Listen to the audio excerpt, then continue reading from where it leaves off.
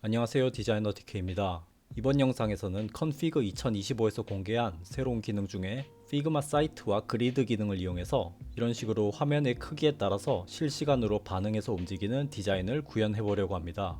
참고로 이 그리드 기능의 경우 피그마 플랜이 무료든 유료든 지금도 다 사용을 할 수 있고요. 다만 이걸 반응형 디자인으로 실시간으로 확인을 하기 위해서 이렇게 화면 사이즈별 페이지에 각각 배치를 해서 이렇게 실시간으로 확인을 하고 이후에 여기 퍼블리시 기능까지 가능하게 하는 부분은 이번에 새로 생긴 피그마 사이트라는 파일을 만들어서 진행을 해야 하는데, 이건 프로페셔널 플랜 이상, 즉 유료 구독을 사용하는 유저만 가능하고, 그리고 베타 버전 사용이 가능한 유저에게만 풀려 있습니다. 이 부분 참고하고 봐주시면 감사하겠습니다. 참고로 이번 영상은 기존 오토 레이아웃과 이번에 새로 나온 그리드라는 것의 개념 정리가 더 중요한 부분이기 때문에 지금 당장 피그마 사이트 기능을 사용할 수 없는 분들도 끝까지 한번 쭉 보기만 하셔도 도움이 되실 거예요. 지금부터는 간단하게 그 두 개념의 차이점을 설명드려 보려고 하는데요. 이 개념을 제대로 이해하려면 먼저 기존 오토 레이아웃, 즉 플렉스 방식의 개념을 잘 이해하고 있어야 합니다. 특히 컨테이너와 내부 컨텐츠, 즉 부모 자식 간의 필 개념 같은 게 이번 영상에서는 자주 언급될 것이기 때문에 오토 레이아웃이 처음인 분들이나 아직 좀 개념이 모호한 분들은 제 이전 영상 중에 오토 레이아웃 완전 기본 개념 정리 부분을 보고 오시는 것을 추천드립니다. 이번 영상은 오토 레이아웃의 기본 개념은 대략 모두 인지한다는 가정으로 진행을 해볼게요. 자, 피그마 파일이고요. 먼저 기본 오토 레이아웃을 이용해서 반응적으로 카드가 떨어지는 상황을 구현을 해보도록 하겠습니다. 먼저 렉탱글을 적당하게 그려주고 이걸 4개를 복제를 해준 후에 이렇게 한 번에 잡고 기존 방식대로 오토 레이아웃을 해보려고 합니다. 여기 레이아웃 쪽에 있는 오토 레이아웃 부분을 이렇게 누르면 오토 레이아웃이 이렇게 진행이 되는데, 여기 상단 쪽에 있는 이 메뉴들이 좀 바뀌었죠. 차례대로 한번 살펴보면 여기 프리폼이라고 있는데 이 버튼을 누르면 이런 식으로 각기 제어가 가능한 상태가 됩니다. 사실상 오토 레이아웃이 해제된 거나 마찬가지고요. 언두를 다시 해줄게요. 자, 그리고 그 옆쪽에 있는 두 개가 기존 오토 레이아웃입니다. 여기 버티컬, 호라이젠털 이 두 가지요. 그래서 이렇게 세로로 배열을 할지 가로로 배열을 할지 정할 수가 있는 거죠. 그리고 옆에 있는 이 버튼이 이번에 새로 나온 그리드라는 개념입니다. 이건 잠시 후에 같이 해볼게요. 지금 해보려는 건 여기 가운데 두 개, 즉 기존 오토 레이아웃 방식으로 카드가 화면 크기에 반응하도록 해보려고 하는데, 엄밀하게는 지금 피그마에서 이 오토 레이아웃이라는 개념 안에 이렇게 4가지 방식 모두 취급을 하고 있기 때문에 지금부터는 제가 기존 오토 레이아웃 방식이라고 부르는 여기 이 가운데 두 개의 방식을 플렉스 방식이라고 부르겠습니다. 그게 실제 개발 개념과 가장 유사하기 때문에 그렇게 칭하도록 하겠습니다. 어쨌든 이 플렉스 방식인 상태에서 여기 내부의 각 컨텐츠가 바깥에 있는 이 컨테이너, 즉 부모에 의해서 반응적으로 움직여야 하기 때문에 안쪽에 있는 이 각 렉탱글을 모두 이렇게 한 번에 잡고 여기 위스 부분을 필로 바꿔주도록 하겠습니다. 이런 컨테이너 필 개념이 헷갈리는 분들은 아까 언급드린 대로 제 이전 영상을 꼭 참고하고 와주시기 부탁드립니다.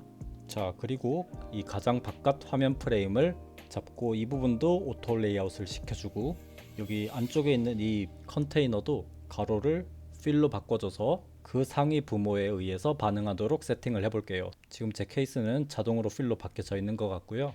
패딩도 적당하게 세팅을 해보겠습니다.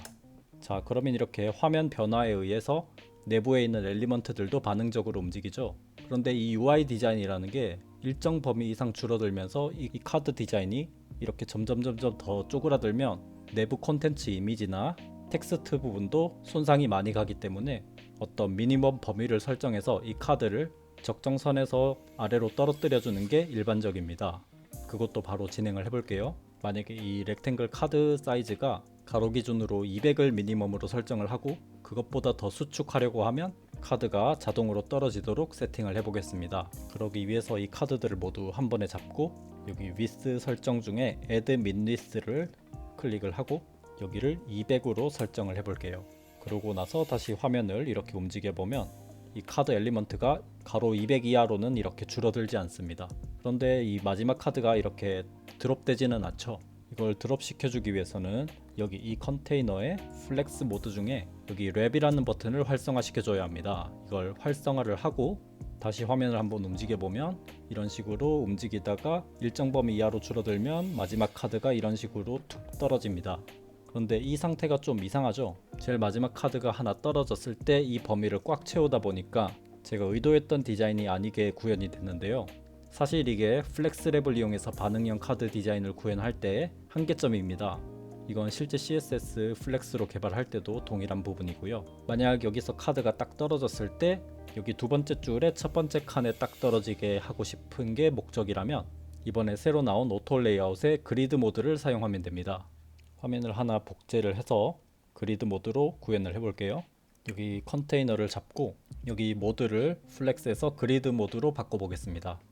이렇게 바꾸면 당장은 변화가 없는데 여기 UI를 보면 4 곱하기 1이라는 정보로 바뀌게 됩니다. 가로가 4칸, 세로가 1칸이라는 뜻이겠죠. 나머지 부분은 플렉스 모드일 때와 개념이 동일합니다. 갭이나 패딩 같은 부분들이요. 저는 화면이 줄어들었을 때 가로 기준 3칸이면서 세로로 2칸으로 이렇게 되는 걸 의도하고 있기 때문에 여기 이 부분을 3 곱하기 2로 바꿔보겠습니다. 이렇게 가로 3칸에 세로 2칸으로 바꿔주면 되겠죠. 딱 이렇게 바꿔보면 이렇게 4 곱하기 2로 바뀌죠. 이게 아직 베타 버전이어서 그런지 아니면 좀 의도적으로 이렇게 만든 건지는 모르겠는데 콘텐츠가 이렇게 이미 차 있으면 바로 원했던 수치 내용대로 변경되지는 않더라고요. 제가 분명 3 곱하기 2로 했는데 지금 4 곱하기 2로 되어 있는 상황이고 이걸 3 곱하기 2로 바꿔주기 위해서는 여기 아랫선을 이렇게 내려보면 아주 연하게 이 그리드의 범위들이 보입니다. 이 범위들이 보이고 여기 내려주려고 하는 이 카드를 마지막으로 이렇게 이동을 시켜준 후에 실제 콘텐츠를 이렇게 세 줄로 만들어준 후에 여기를 3 곱하기 2로 다시 바꿔주면 이렇게 3 곱하기 2의 그리드에 제 콘텐츠가 정확히 위치하게 됩니다. 그리고 아직까지는 약간 아쉬운 부분이 이 하이트 같은 경우에 제 기존 콘텐츠에 이렇게 핏하게 붙도록 설정하는 게 아직 없는 것 같더라고요. 그래서 아직은 이렇게 좀 수동으로 맞춰줘야 하기는 합니다.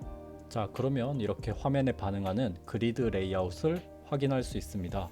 자, 그런데 아까 플렉스 모드로 구현을 했을 때는 이렇게 카드 크기가 일정 이상일 때 가로로 4칸을 차지하고 있다가 일정 크기 이하로 되면 이렇게 딱 3칸이 되면서 아래로 하나가 드롭이 되고 이런 걸 이렇게 실시간으로 확인을 할 수 있는데 지금 이 그리드로 구현한 것 같은 경우는 그렇게는 안 되고 있죠.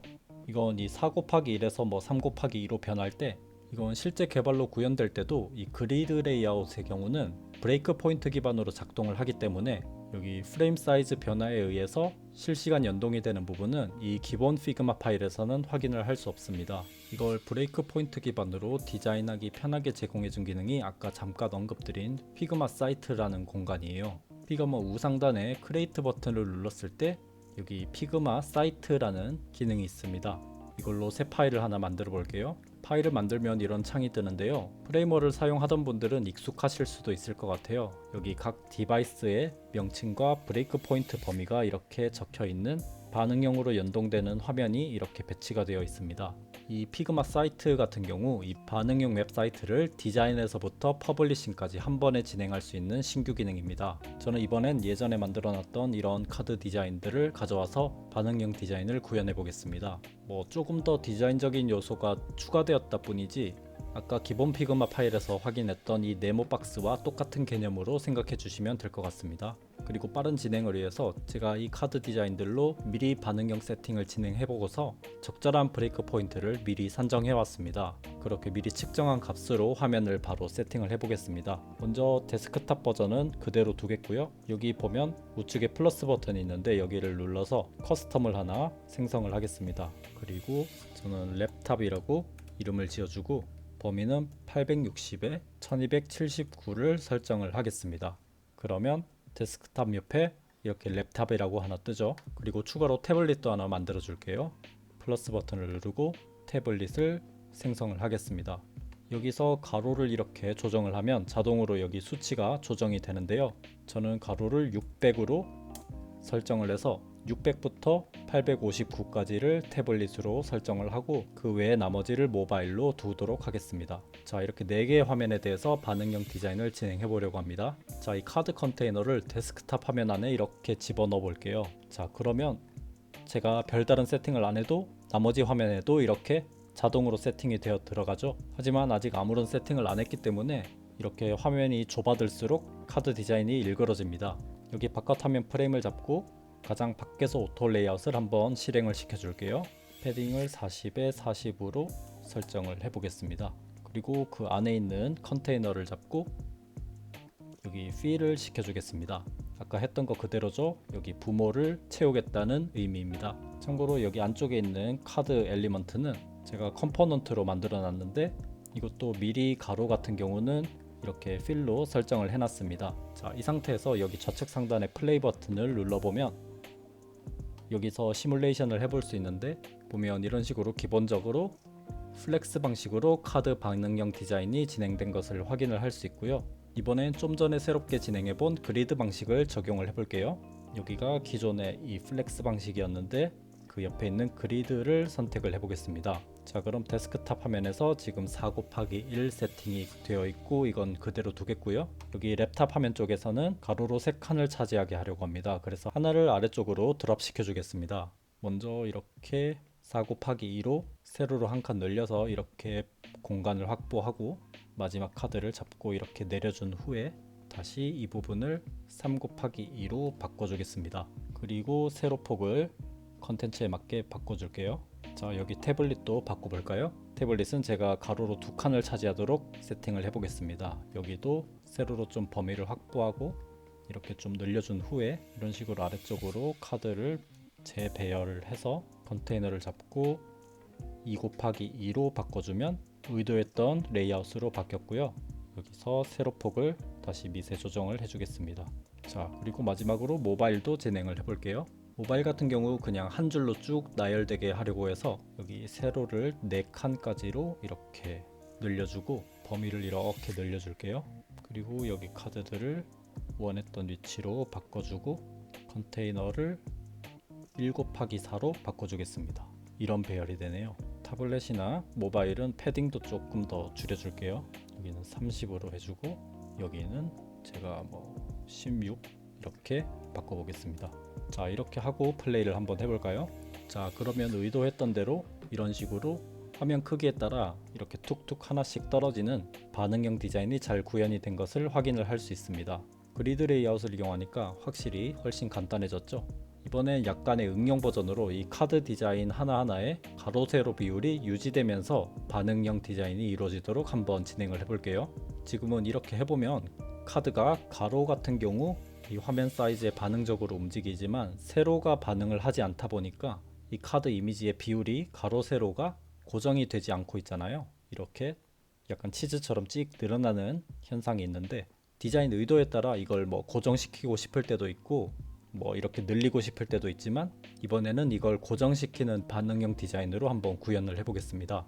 이 가로 세로 비율을 고정하는 기능은 여기 우측 인터페이스 부분을 보면 여기 락 에스펙트 레쇼라는 버튼이 있습니다. 이건 이번 컴피그 2025 발표 이전에 이미 들어와 있던 기능인데 이걸 통해서 엘리먼트의 가로 세로 비율을 묶어줄 수 있어요. 저는 이 카드 디자인 같은 경우 이렇게 컴포넌트를 사용했었어서 이 컴포넌트를 조정해서 한번 제어를 해보려고 합니다. 여기 가로 세로 비율이 적당히 조정된 상태에서 지금 가로는 fill이고 세로가 fixed인데 여기를 락 에스펙트 레쇼를 해주겠습니다. 자, 그렇게 해주고 이렇게 돌아와 보면 지금 가로 세로 비율이 똑같이 바뀌었죠.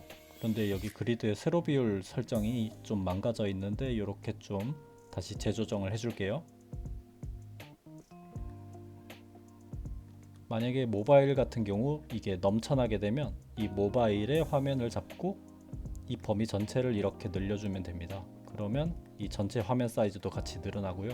그래서 그리드 자체를 잡고 적당히 늘려줍니다. 자, 이렇게 해주고 중요한 부분이 여기 카드들을 감싼 이 컨테이너 있죠. 이 컨테이너에 대해서도 락 에스펙트 레쇼를 진행을 해줘야 합니다. 그러면 다른 화면들도 동시에 이렇게 진행이 된 것 같고요. 이렇게 해주고 나서 다시 플레이를 해보면 카드의 비율을 유지하면서 화면에 반응하는 카드 디자인을 구현을 할 수 있습니다. 자, 이런 식으로 반응형 웹사이트를 만들게 되면 여기 퍼블리시 버튼이라는 게 있고 이 퍼블리시 버튼을 누르면 배포까지도 가능합니다. 이제 진정 노코드의 세상이 도래한 것 같습니다. 자, 이렇게 이번 영상은 마무리해 보겠습니다. 도움되셨다면 구독, 좋아요 부탁드릴게요. 감사합니다.